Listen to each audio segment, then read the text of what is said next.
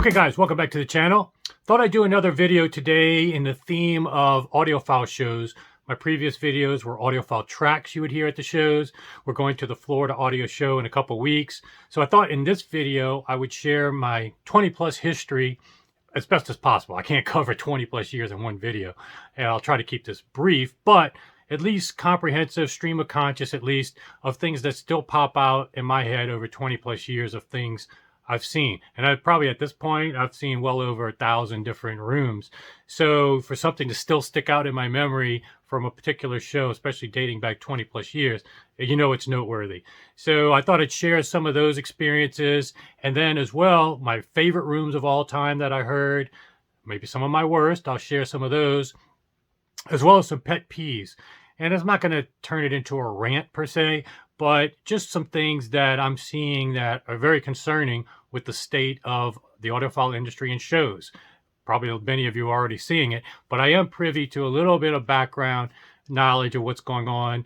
And so I'll share a little bit of the pet peeves and things that I see just in general that have changed over the years that probably, at least if I had my druthers, would be changed. And we'll see if you agree or not in the comments. But first things first, let's get started with my general history. I started probably in the late 90s.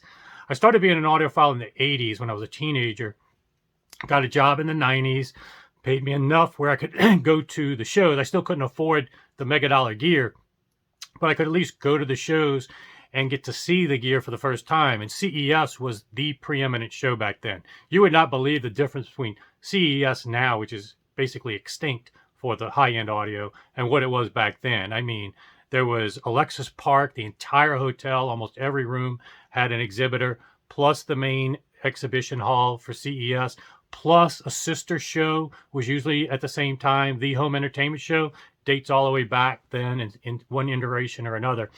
And even some other hotels like the Mirage or something would hold just a few exhibits of $1 million system. I know the Wisdom Audio once put $1 million system at the Mirage you'd have to go to. So for that whole week, well, only 3 or 4 days, it was almost impossible to see everything. It was for an audiophile, it was just a heaven sent to go to that. And so when I first went, though, one thing to note with CES, especially back then, it was mainly just for industry people. So the exhibitors were there to meet distributors and dealers and do business.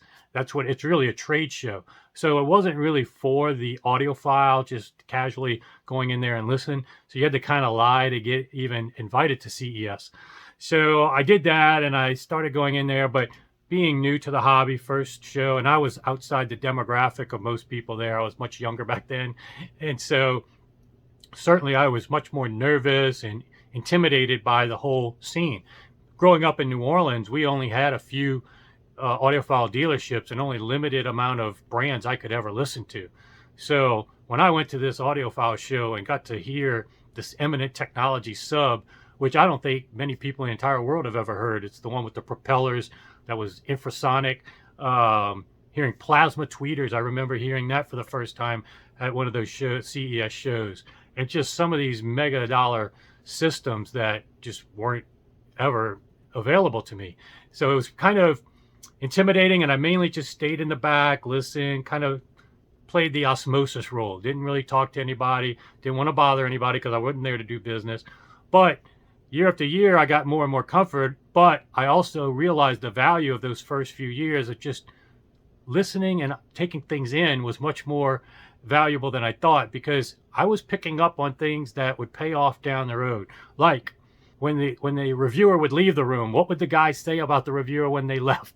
You know, and which guys really knew what they're talking about and didn't. When I was new in the hobby, I didn't know, I'd fall for anything. As things go on, things changed, where a lot of times now I roll my eyes. And even my coverage, first time in a press capacity, was this past June at the Home Entertainment Show. And you could probably even tell in some of those videos when people are going over their various tweaks that they were doing, I was kind of rolling my eyes at a few of them. But in any case, it's something that only through experience I would have been able to do. Otherwise, I would just take these guys' word for it because they had more experience and knowledge than me. So people on the forums like to make fun of people that fall for things, but we all were in that boat, or at least more prone to it at some point.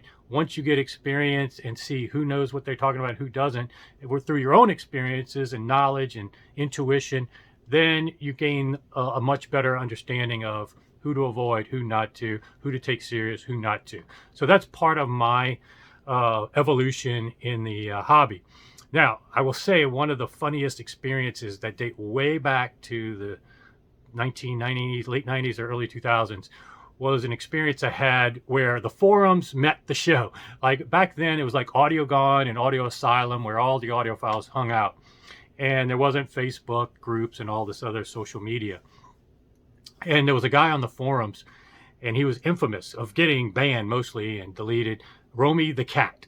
And ironically, he still has a website, Good Sound Club, and he has a YouTube channel.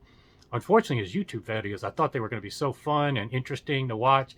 I can't even get through a whole one. It's just very, very boring now. He's like a neutered cat now. But Romy the Cat back in the day was hilarious.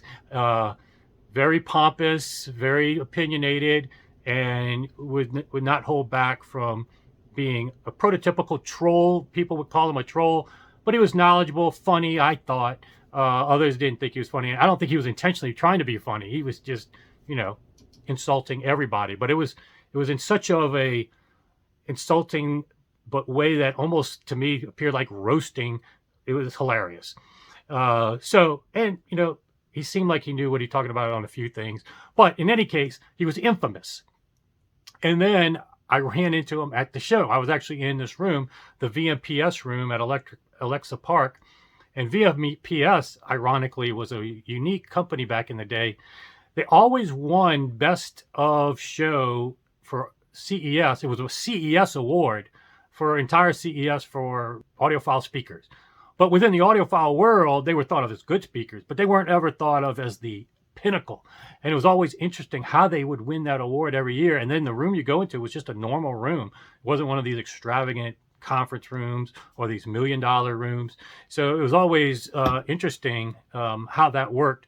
And I was in that room just wanting to hear the speakers for the first time. And in pops a guy, and he wants to kind of shoo me out of the sweet spot. And I look over at his tag, and it says Romy the Cat. He actually would go to the show with his kind of username on the forums, Romy the Cat. And it was just hilarious. I didn't even introduce myself. I played kind of coy. So I just moved over, let him sit in there. And then, of course, he demanded what he wanted to listen to, as he was prone to do. I think he even brought his own material. In fact, I think he had a CD. And then what was funny is that we were listening to it, and people were doing business, the people running the room. I forget the guy's name, Brian something, that was VMPS back in the day. And anyway, they were doing business in the back talking, and he turns around and tells them to shut up while they're playing the song he wanted to listen to. So he had the balls, and he wasn't just a keyboard warrior. In real life, he was just as pompous, just as opinionated, just as abrasive. And I thought it was funny, but you know, others, he got banned quite a few places and isn't the favorite of many. But it's just a story that I still recollect to this day of meeting forum warrior to real life. And, you know, it was my first brush with putting all this hobby stuff together, and then running into different reviewers from Stereophile and whatnot. And then meeting, I owned McCormick amps back then. I actually got a chance to meet firsthand Steve McCormick and other people. And this was just a really great way to add to your enjoyment of the hobby. So I encourage you, if you haven't gone to a show, start your journey on there. I think you'll enjoy whatever level you can do. You'll get something out of it. And eventually, I think enough experience, it will pay off in terms of being better purchasing decisions, better brands to do business with, a lot better intuition on what to believe and not to believe. Now, let me pivot to some of the best rooms that I can recall. Obviously, there was a lot of great rooms, and over 1,000 plus rooms I've seen over the years. So there's lots of great rooms. But if I wanted to say which rooms were so remarkable to me that I still remember to this day, I remember where I was, what I was looking at, the scenery and everything. There's a few that still stand out. And One of them ended up in the other speaker in my other room that I bought, the Wisdom Audio Adrenaline speakers, was a room that I saw at CES, probably in the 2000 range, year 2000. They were at San Remo, which is now the Hooters Hotel, which is now something else in Vegas. And I remember looking out on the Tropicana Boulevard, the conference room that he had. It was Edge Electronics. Steve Norber was the representative back then, and Wisdom Audio speakers. And then they actually had a second room too with the bigger Wisdom Audio speakers. And I just remember for the first time hearing such real life reproduction of music that I'd never heard before at any dealership or any place else, and certainly not in my system back in the day. And that just stood out to me as, oh man, if I could afford these speakers. They were like $25,000 back then, which is a lot of money in the year 2000. And so eventually when I could afford them, I got them and I put them in my other room. If you watch the main video on my channel, I walk through that room, and I'll probably have a few videos with that system. But yeah, that was my dream speakers from going to a show. And then another one that stands out from back then was a New York show. I think it was Stereophile used to put on the shows. It was actually sponsored by them. And I think they would do a West Coast in San Francisco, and then they would do one in New York. And these were nice hotels. They were either in Union Square or Times Square. This was the Hilton in Midtown in New York. And that was a very memorable show because I think it was the first show that I can recall, at least, Nordos debuting. And they were making a big deal when they first came out, is that they were going to come up with this new way to measure cables that proved that they made a difference and whatnot. They obviously built a good brand off of it and have been successful for now many, many years. But I remember that was the talk of the show, is Nordos is here, and that ribbon type cable was very unique. Although Straight Wire did it first, I believe. Straight Wire music ribbon. I still own a pair of it. They were actually, I think, the first to use more of the ribbon style. Just an FYI. But yeah, I had some of that. Still have some of that. Pretty good cable. But in any case, also at that show were, I think, two rooms that I remember. And I'm not 100% sure if it was this Stereophile show or the one in the West Coast. But Dynaudio Evidence Temptation with reference name gear was really probably my best experience ever at a system at a show. Now it was in a cavernous, huge room, set up great gear. And one thing to point out, when I talk about individual gear, it's not saying that every time I've heard that piece of gear, it's the best. I'm talking about the specific time I'm talking about in that room that year. Because I've heard Dynaudios after that. I've heard Wisdoms after that. I've heard, all these speakers I'm talking about. I've heard them multiple times at other shows. And it just also reinforced to me, one of the benefits of going to these shows is that you realize, hey, that's the same speaker I heard last year. Why does it sound so much different? Same song I asked to play. Well, the room plays so much a part of and the setup, how they set it up. So that's where what the rubber meets the road of what made these pinnacle experiences. That the gear was great, of course, but the setup and everything was magical, such that it just stood out for me for, almost forever now. And another one that was back in that day, especially the New York Hilton one, was the Joseph Audio Manley room. And that was the year, I believe, that Joseph Audio debuted his Pearl speakers. They've been out for a long time, and they're still getting good acclaim. So that was a winner back then. And what was really neat back in the day is Stereophile would actually take a poll that you could sign which rooms were the best, instead of these arbitrary reviewers that are kind of not so ethical in terms of how they rank things, and they can be bought off, quite frankly. I'm just calling it out. They can be, okay? And giving awards for XYZ room and all this, that, and the other. Back then, it was actually based on attendees, and they would submit polls, and then the rooms that would get the biggest responses got ranked. And Joseph Audio Manley won that year. I remember it, and I remember going into the room, and it was that track that I played in the prior video, the Louis Armstrong track. And he played the LP version and just had those speakers set up beautifully. It made it, everything was perfect. and it just brought Louis Armstrong back to life, really. It was just amazing how well that sounded. And so it was no surprise to me when he won. But it did bring up another issue that will pivot kind of into my third aspect of choreographed demos. He was one that was doing choreographed sessions where you go in the room, sit down, listen to him. He plays his tracks only that he wants to play and a set of them, and then you listen. And so that does give people an unfair advantage, and I think that's why they eventually did away with the polls, because it was usually all the ones that gave a choreographed demonstration that would win. And it taught me later on that some of these now manufacturers use that to their advantage. They remember that, and they can actually precondition you with these scripted demos and choreographed demos and doing the A/B testing. And that's something that, again, I'm going to talk about that at the very end, how that's kind of been manipulated for not just popularity purposes, but it's actually used for, kind of nefarious marketing purposes. But again, let me talk about that at the end. Some other rooms that stood out to me, San Francisco room, a show down in Union Square. I remember looking out over Union Square, a beautiful suite in a hotel, and it was just Wilson Watt puppies and Spectral gear. Nothing great gear, but nothing super exotic. And Watt puppies were like almost their preeminent model back in the day. But I wasn't expecting what I heard. And it was because of a unique way the dealer set this up. It was a local dealer that sponsored that room. And he set them up super wide, almost ridiculously wide. And just the way that room was set up, he knew exactly what he was doing. Because when I sat down in the middle, I was like, wow, I was not expecting that. And it totally transformed all the other times. Back in the day, you would hear Watt puppies in almost every other room. I mean, back in the day, it was kind of funny. Another little anecdotal story. You would almost see the same gear in every room.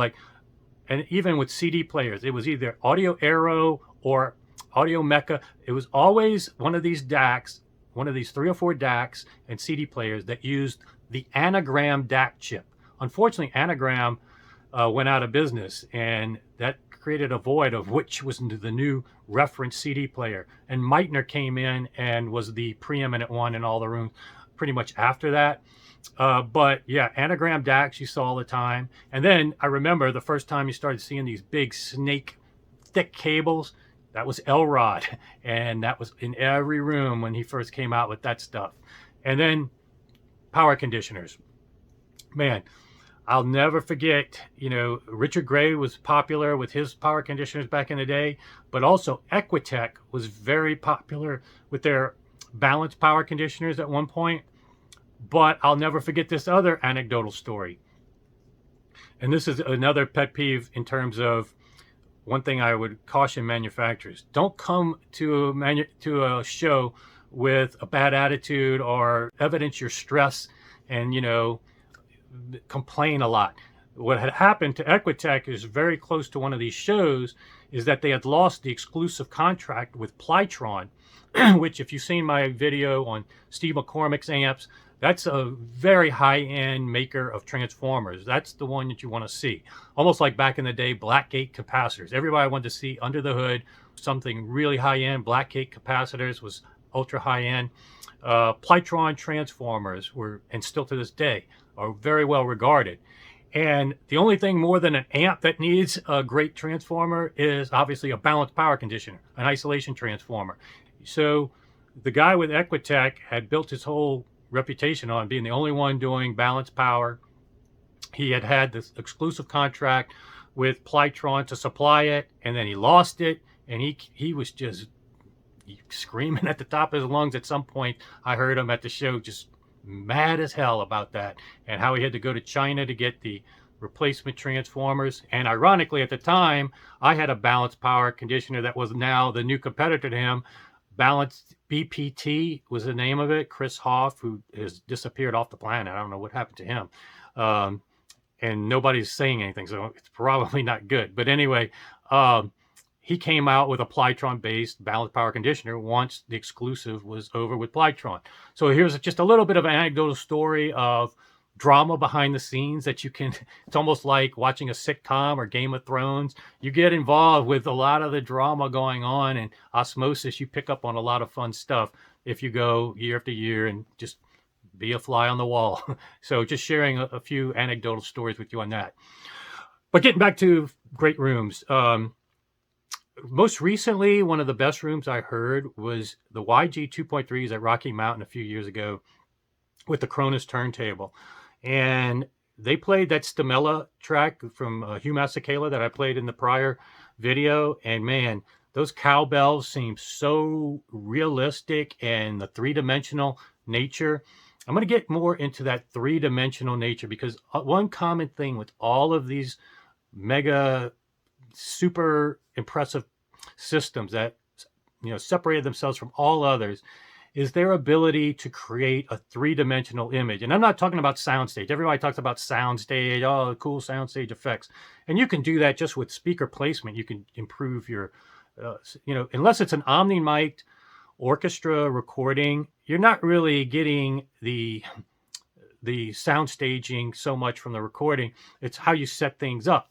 What I'm talking about is a three-dimensional image of a voice where you can almost feel where the cheeks are and the depth of the head and the side. It's just, and an instrument, you can feel more than that two-dimensional space. It just recreates it almost in real life. And there's a unique way that I think I found that separates one from another system and being able to do that. And a lot of it has to do with proper setup, not the gear itself. And that's what I was just remarking with that YG 2.3. Everything was just pinpoint on, and that three-dimensional realism of each individual instrument was just amazing. So that covers probably, again, there were hundreds, if not more, of great rooms. Now, what were some rooms that weren't so good? Well, let's talk about them. I hate to call out individual brands, but in some cases, these brands aren't even in business. Let me talk about one. Back in the day, Gilmore Audio. This was almost like the predecessor to spatial audio. It was a platform, but this guy was making like almost a full kitchen island of granite, and then he put an array of drivers, and then his little open baffle with ribbon tweeter, and then he did these provocative ads with a hot girl holding him up in stereophile, and he was doing best speakers in the world, kind of like before even YG did that kind of ad in stereophile. And so nobody had a dealership when at the time it was so new that this first CES was like the first time you could hear the Gilmore Audio that had been, you know, built up and hyped in these magazine ads. And so when I went into that room and finally got a chance to listen to them, I was like, oh, that was not good at all. And so that was not surprising that they didn't stay in business. But other people now, I think Spatial Audio have made smaller versions of open baffle, almost like kitchen countertop granite type cabinet structures, similar to what was done in the past, that are done well. But yeah, that was not a good look for that guy, and he didn't stay in business too long. Another one that didn't really impress me, that I was really hoping would impress me, was a company called Rethm, R-E-T-H-M, and their speaker. They have a transmission line bass module part of their speaker, which is a really, in many ways, is a superior way to produce bass, a transmission line done right. And then they had a single a horn that's very coherent. You know, horns are very coherent, don't need a lot of power. So a lot of things that I like, good bass and coherency, I was very optimistic for listening to that. And I had heard them sound pretty good in other times, but man, one time they did nothing to the room. They really gutted the entire room, put the speakers in there. Even the electronics were just sitting on the floor. So there was not even a shelf for the electronics. It was as bare as it could be. Chairs, 3 chairs, and then the speakers. And I had them play a song that I know very, very well. And it was just beyond, it was probably the single worst I'd ever heard at any show, period. And, you know, almost Amazon Alexa quality sound in terms of, I would not have chosen one over the other. And again, it showed me that it wasn't the gear per se, because like I said, I heard it sound better in other rooms when it was set up properly in a decent room, but it just reinforced, the room itself, if you do nothing, you can expect nothing. Don't expect anything, no matter what quality of gear you put in it. There's also times when I've gone into rooms, mega dollar manufacturer of electronics with the fanciest chassis on the planet now, and even famous for having $1 million audio systems being used in $1 million audio systems.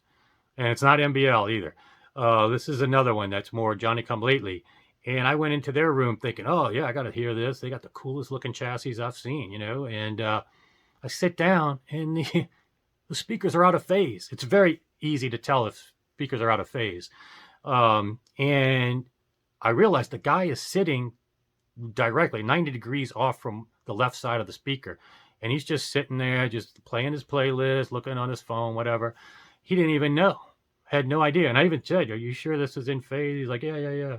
He didn't know. He can't tell because he's off to the side and probably never even went to the middle part.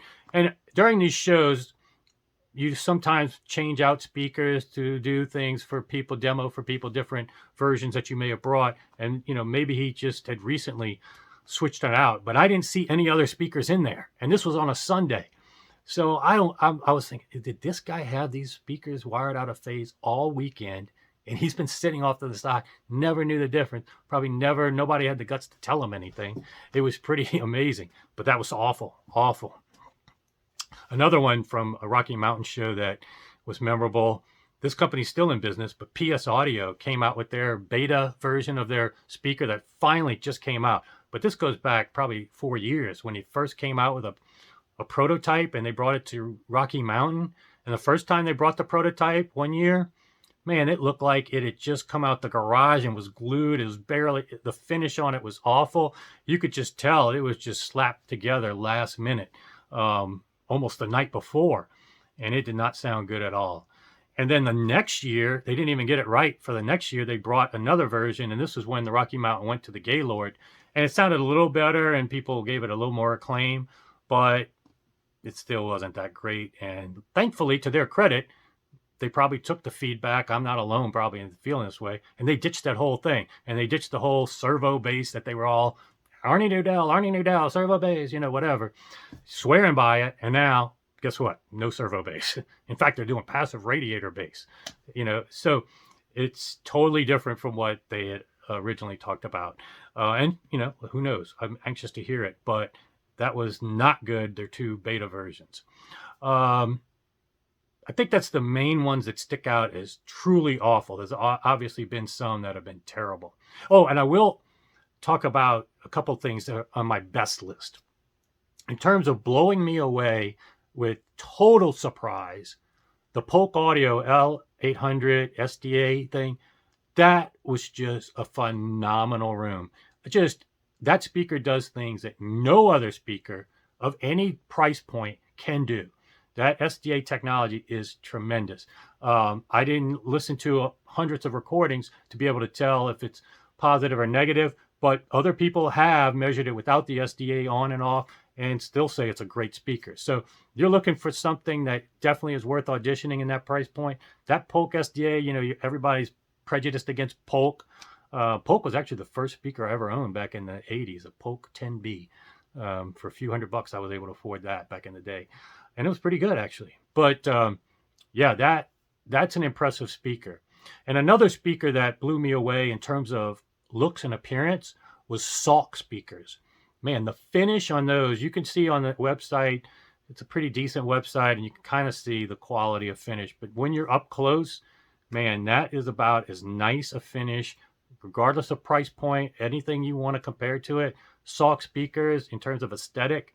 And I know they put together a good quality product because my friend Doug bought the center and the rears, and those were great speakers. And he used them just as a test. Those would be end game for a lot of people. And they're sub too. So Salk speakers was another one that just blew me away from the standpoint of budget and expectations. Wasn't what I thought. All right, so I think I've covered some of my favorites, surprises, not so great things, my history. What are some of the pet peeves that I would like to talk about? Well, it goes back to what I was talking about with these scheduled these choreographed demos. And I think it's gone from just doing choreographed songs that they want to highlight the gear from back when Joseph Audio was doing it, and I talked about that, to now, oh, A, B, listen to the difference. And they precondition you. They tell you in advance what you're going to hear. They don't do blind testing. And a lot of these things are just not that impressive. And I can tell you, all the companies that do that, I've sat in there and then I'll ask a question and I haven't been impressed with the answers. I've gone into one cable maker's demo and he said, oh, you're going to hear at least 2 dB more volume, and I'm not even going to turn this up at all. And so first of all, I'm like, why are you telling us ahead of time? I didn't say this per se, but why are you telling us ahead of time what we're going to hear when we all of a sudden switch to your $20,000 power cord? But then after the fact, if you're going to mention a metric that's a measurement oriented, like 2 dB extra, okay, if you want to stick in the subjective world, that's totally fine, and everything is subjective. But when you start mentioning metrics, then provide the proof of that. Provide the measurement. So I just asked a simple question. I said, you know, I didn't really hear a bigger increase in the volume by 2 dB, but do you have measurements showing that when you hook up this cable, it does give you the 2 dB increase that you said? Nope, they did not have it. So I'm like, well, why wouldn't you? Or how did you even know it was 2 dB if you've never measured it? And of course, I got a bunch of rigmarole and I just left the room. So a lot of these scheduled demos now are using preconditioning language and a lot of things that I'm not very impressed with. So be careful of these scheduled and choreographed demos, because a lot of them are not all that valuable, and they're just there. I mean, I have a marketing company. I know the NLP kind of verbiage, the techniques that are used in marketing, and that's kind of what it's morphed into now with these scheduled demos versus truly just picking tracks that show off the virtues of the gear and then letting you make your decision on your own. Be careful of that.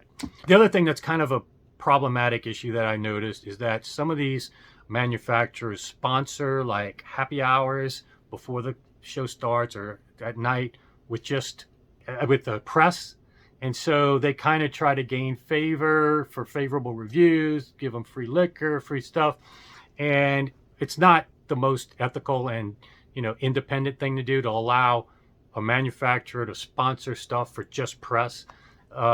There's just a natural conflict of interest then, and not surprisingly, the people that I've seen at these things also give the awards to the company that put on this stuff. It doesn't mean that it's not justified. I'm not going to make accusations like that, but it's just the appearance is not good. The other thing I would say that we need to be cognizant of is, as I kind of mentioned before with the Equitech deal, coming to a show with a lot of drama and anger or whatever, you should not be rude to people, and this is not your chance to listen to your own music again. Like, I've gone into rooms and I've seen a guy request Vanessa Fernandez Cashmere of a particular room. I'm not going to disclose. In the membership section, I'll probably disclose a few of these names. I don't want to get into the drama, but there was one room, guy asked for a reasonable request. Vanessa Fernandez is audiophile worthy by any measure, and he asked for Cashmere, her cover of Cashmere. The guy wouldn't do it. And I'm like, oh, I'm out of here. I mean, if this is all about what you only want to listen to and not anybody here, why would I listen? I'm not going to support this kind of room. And there's other ones that when you're in there, it's fine, and they give you maybe the time of day or not. But if a reviewer comes in there, all of a sudden clear the room or close the door, lock the door, totally different demeanor to the press versus regular showgoers.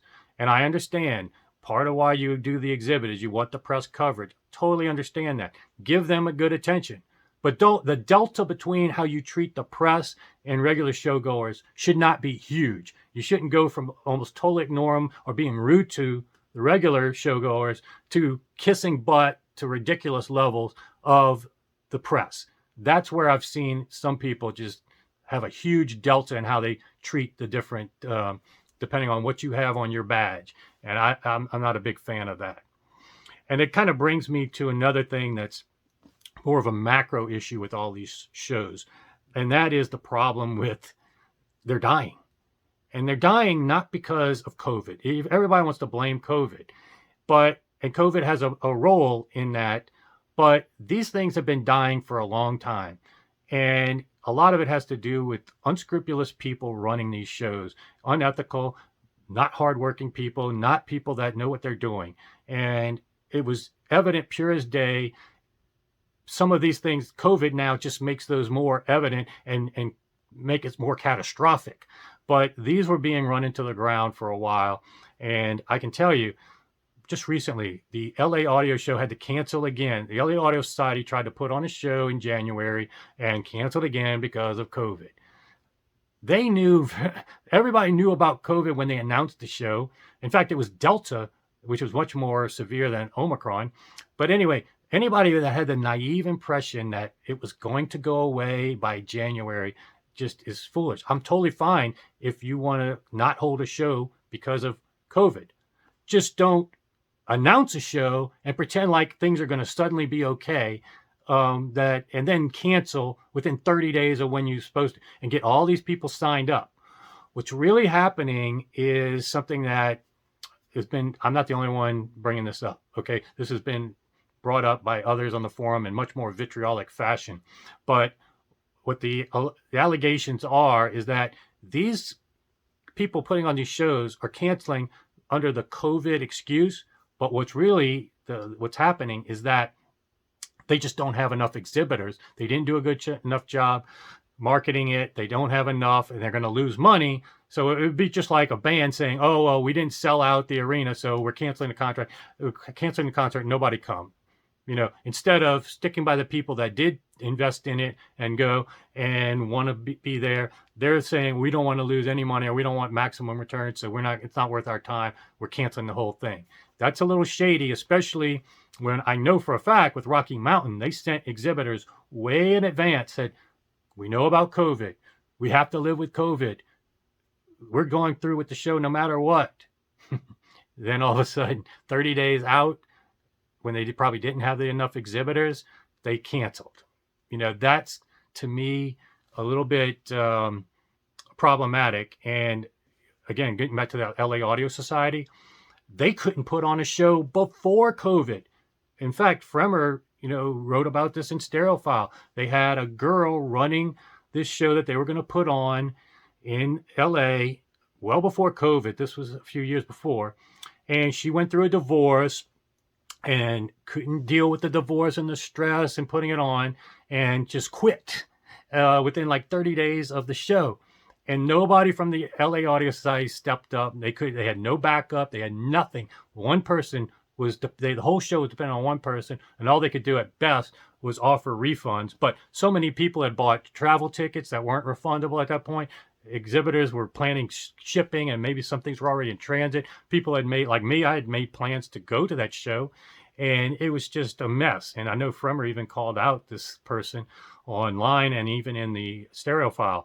So it's just some things that you may not recall or know about. These things have happened. I'm not the only one with this information, or the only one complaining about these things. And quite frankly, Stereophile is not immune either, because what a lot of people have alleged, and I tend to agree with them, is that what happened with Rocky Mountain as well is that Jim Austin, the head now of Stereophile, came out with a post prior to Rocky Mountain saying, we're not covering Rocky Mountain Audio Fest. It's not the time for audio shows, i.e. COVID. Totally fine. If that's your opinion, and that's the true motivation for you not going, not that you don't want a budget to send people, fly them over there, put them up in Canada. That's totally fine if that's your true position. But here's what happened. That ended up scaring off a lot of exhibitors, which then the dominoes, where then Rocky Mountain was left 30 days out saying, oh, we don't have the exhibitors anymore. Okay, we'll blame it on COVID. Even though we said we weren't going to do it, we were going to do it regardless of COVID. We'll blame it on COVID. But it's really because we don't have any exhibitors or enough to cover our cost or whatnot. Getting back to Stereophile, though, they made that post and kind of scared people off from Rocky Mountain, is what the allegation is. And then they sent people to Toronto and Capital Audio Fest, which were all booked within 30 days of when Rocky Mountain was. So it wasn't the time for audio shows when it came time to spending money to put people up in Gaylord is a much more expensive hotel and much more travel costs. When you could drive to Toronto and these stereophile guys could drive to Capital Audio Fest, all of a sudden it's the time for audio shows, And what really made it, to me, believable, these allegations as true and more sleazy, is that Jim Austin deleted that post. Instead of just saying, look, okay, I was wrong. We ended up going to some shows. I overreacted and, may have created a little bit more of a firestorm than my words I thought they would create. Well, he deleted it to pretend like it didn't ever happen and that he never said that it wasn't time for audio shows. Yet he's sending people from Stereophile, or at least quasi-endorsing and publishing reviews of these audio shows by Stereophile people. That, to me, I have to agree with the people that have been much more vitriolic on the forums. I've read some posts. People are not that impressed with the ethics of what went on there. So again, a little bit behind the scenes. I usually don't get into all this kind of stuff on the public channel, but I think it's worthwhile because we need to save these audio shows. People running them need to be competent, and they need to.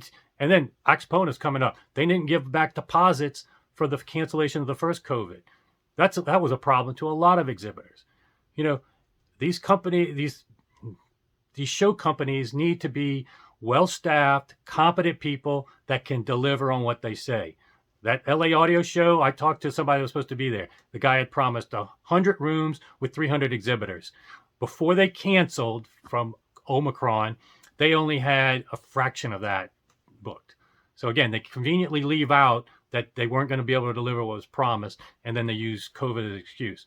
If you don't want to put on shows because of COVID, totally understandable. Just don't try to put it on. We're not getting rid of this anytime soon. And everybody knew this way back. So again, we need people with ethics, competency doing these shows, or else no exhibitor is going to trust anything anymore and go through the trouble of investing all this time and effort and energy into it. And then publications need to be ethical too.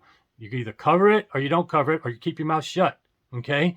You just, don't try to sway whatever if you don't have the money to send somebody, don't sabotage the entire show for other people. So hopefully that's my mini rant. That's things that I hope will get solved and get improved. And I'm very encouraged by the home entertainment show that went off in the middle of Delta in LA, in Long Beach, and then also this Florida audio show I'm encouraged by, and we'll see how it goes. Sign up and subscribe because I'll have plenty of coverage from it soon.